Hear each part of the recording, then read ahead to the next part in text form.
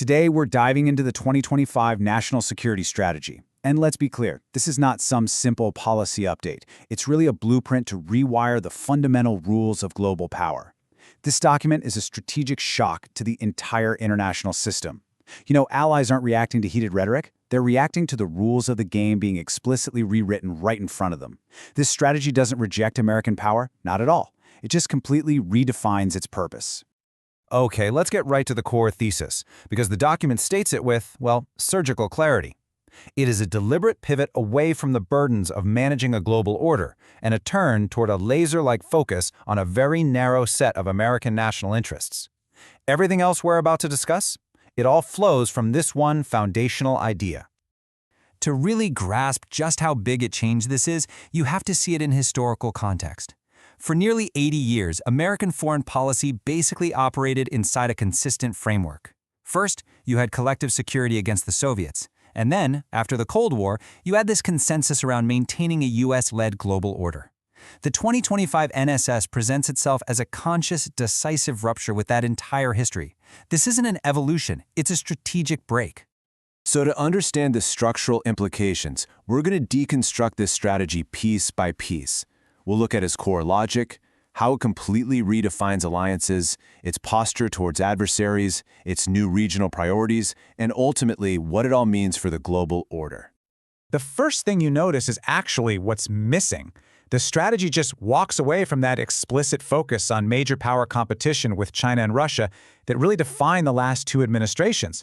So instead of a pacing challenge from China and an acute threat from Russia, the document signals a shift toward managing spheres of influence. America First is presented here not as a campaign slogan, but as a formal strategic doctrine with a very specific logic: transactional realism.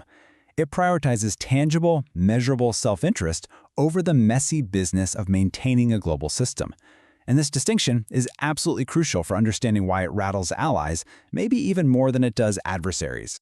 The document is very precise about what these core interests are: securing the homeland, rebuilding the industrial base, and a focus on, quote, cultural and spiritual health. You can't miss the inward orientation here. The goal isn't to shape the world, but to insulate the nation from it and to extract the maximum benefit possible. Now here's what's really key. It's how the strategy justifies this new direction.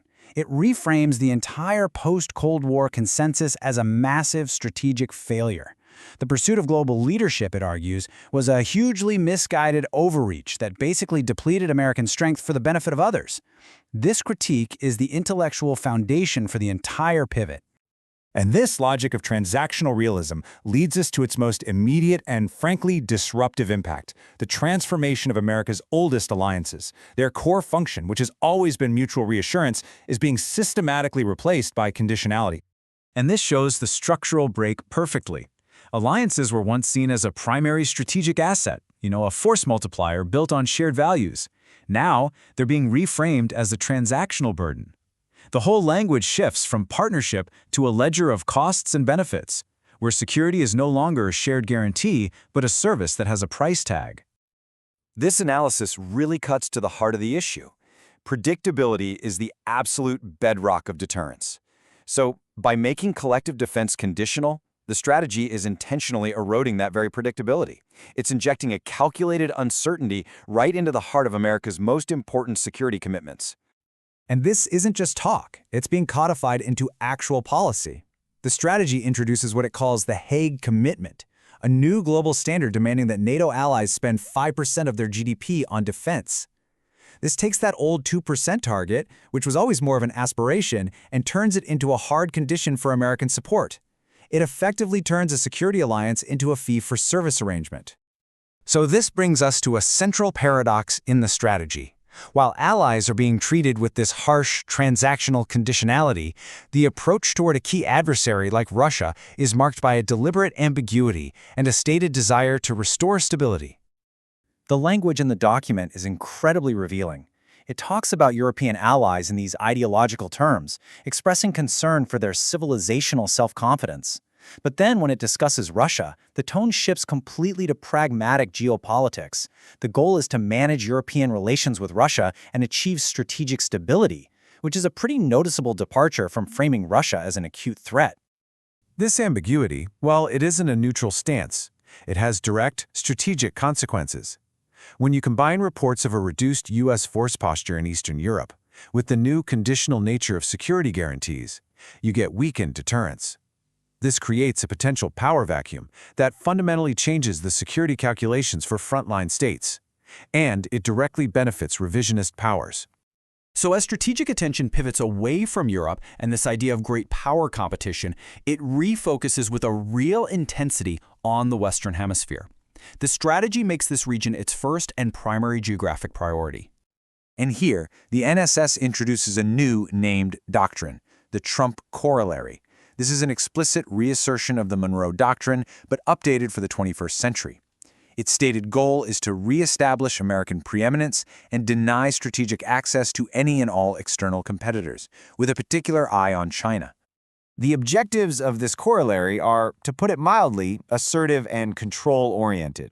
They include enlisting partners to manage migration, neutralizing cartels with the potential for lethal force, and using commercial policy to expand U.S. influence. The framework here is much less about cooperation and much more about establishing a clear sphere of American dominance. So, what's the cumulative effect of all these shifts? What happens when you add it all up? Well, by replacing reassurance with conditionality, and by prioritizing transactions over partnerships, this strategy is fundamentally redefining the international order. The post-war order, for all its flaws, was built on a foundation of trust, shared norms, and the very concept of international law. This strategy explicitly replaces that foundation. Concepts like the rules-based international order are just gone from the document. The new system is built on bilateral deals and the raw leverage of national interest. A primary tool of this new transactional approach is the aggressive use of economic leverage. This strategy champions widespread tariffs, a proposed 10% across-the-board tariff on all partners, and 60%, maybe higher, on China. This approach treats economic policy as a direct instrument of national power, which of course risks global trade wars and undermines economic stability. This really articulates the central trade-off here. The strategy is designed to maximize American leverage in any single short-term transaction. But a system that runs on leverage instead of trust is, by its very nature, volatile. Long-term stability, which relies on predictable behavior, is systematically being sacrificed. And this is the fundamental structural takeaway of this whole analysis.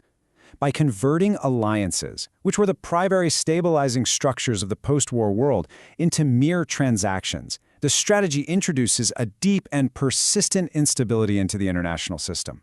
Predictable power is being replaced by volatile leverage. Ultimately, this strategy forces us to recognize that the global order isn't some naturally occurring state. It's a deliberate construction. It's a system built on a series of choices. The 2025 NSS simply represents a different set of choices, which will inevitably construct a very different kind of order. And that leaves us with the critical question. A system built on transactional realism and conditional alliances is one that prioritizes national autonomy over collective stability. As the architecture that has defined global power for decades is dismantled, the question isn't whether it will be replaced. The question is, what new, more volatile framework will emerge in its place?